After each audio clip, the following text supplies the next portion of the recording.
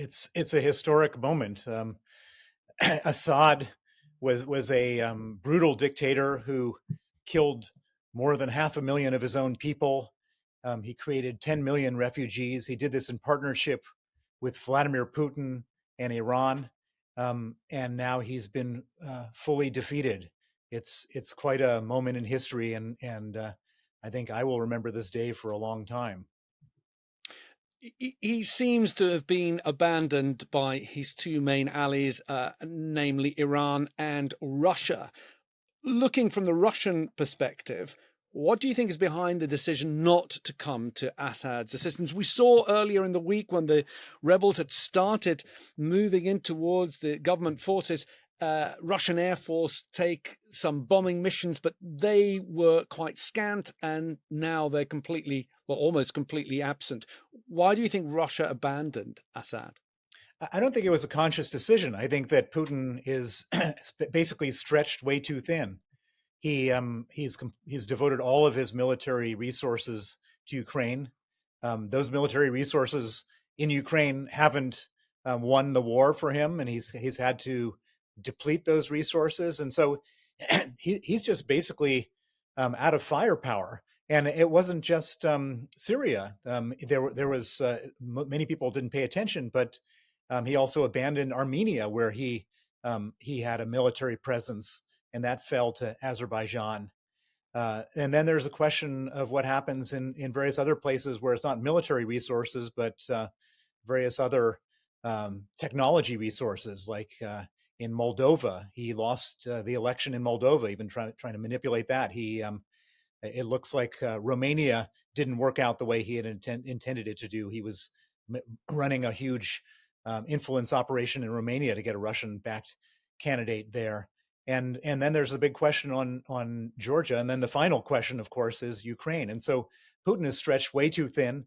His resources just aren't there for all of the people he's promised them to, and this is one of the results. Do you think this is a moment of weakness for the Russian president? As you said, he seems to be spread too thin. Do you think he's running out of resources? Do you think he's running out of room? I think he is. I think that this is a moment of humiliation for Putin. You know, he put his name behind Assad. He put his resources behind Assad, and now Assad has been humiliated, and I think by extension, Putin has been humiliated. What do you make of Donald Trump, president elect? He put out on Truth Social, he said Assad is gone. He has fled his country. His protector, Russia, led by Vladimir Putin, was not interested in protecting him any longer.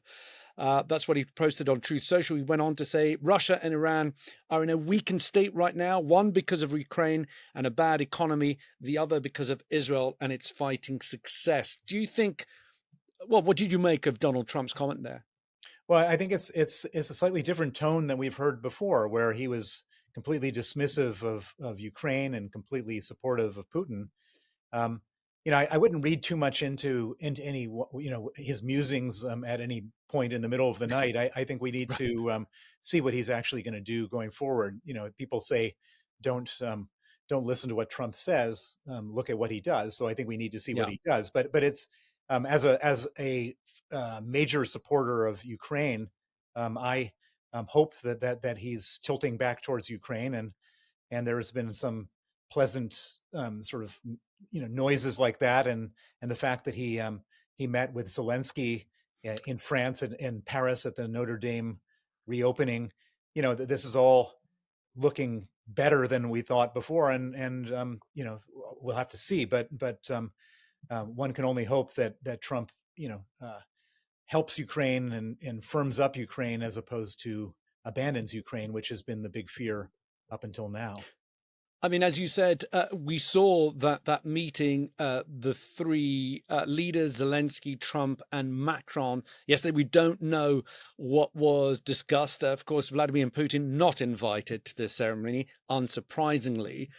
Do you expect to see a softening from Donald Trump towards Ukraine? There was a lot of talk about withdrawing support straight away, of the fact that I think he was quoted as saying that he could solve the problem before he gets inaugurated in January.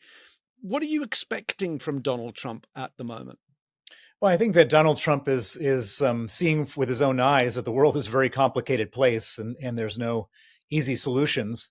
And I think he's also seeing in Paris when Zelensky entered Notre Dame Cathedral, he got a standing ovation. And I think that Trump, sometimes he needs to see with his own eyes the level of support for Ukraine around the world. And I think that was probably very helpful for Ukraine for Donald Trump to see that. It is being reported that President Assad has fled Damascus. We don't know his whereabouts. Some people say perhaps Iran, perhaps Russia. Others have said perhaps the UAE, where he has some family. Do you think Russia would harbor someone like President Assad? Oh, there's no question they would. They have to do that kind of thing in order to give confidence to future dictators that they're supporting. If Putin said to Assad, go and exterminate your people, we'll stand behind you.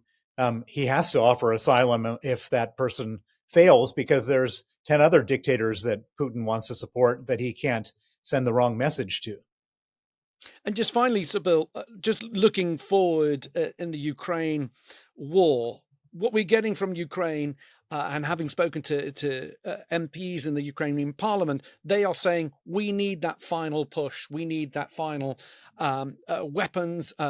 Armory in order to actually deliver that death blow to the Russian army.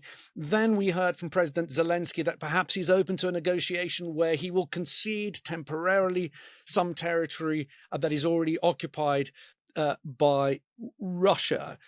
Where do you see the settlement of the Ukrainian war? Are you one of those people that says no negotiation? We need to give Ukraine what it needs to push Russia out of Ukraine and get Russian involvement out of Ukraine? Or have you come to terms with the fact that some sort of negotiation with Vladimir Putin might have to take place, particularly with a Trump presidency in January?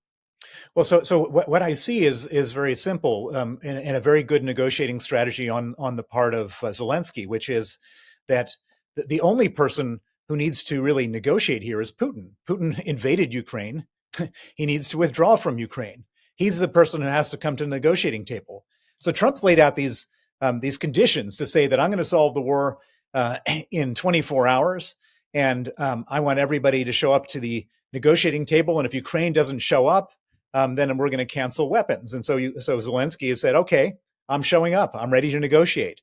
And now it puts the onus right back on Putin, who's the guy who invaded Ukraine, to show up at the table and negotiate.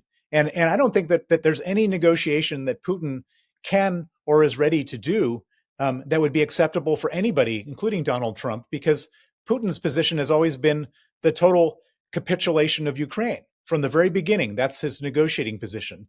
And there's no reason why, after losing so many soldiers, after losing so much money, that Putin would then soften his position. I think that at this point he's invested so much, he wants to maintain his maximalist position. And so I think what all this does is it points the camera, and it points the spotlight, and it points the attention right back on Putin. Zelensky said, "Okay, I'm here. Vladimir Putin, what's your position?" And let's see what his position is, because his position is probably not going to be a position that any of us will be having any interest in accepting.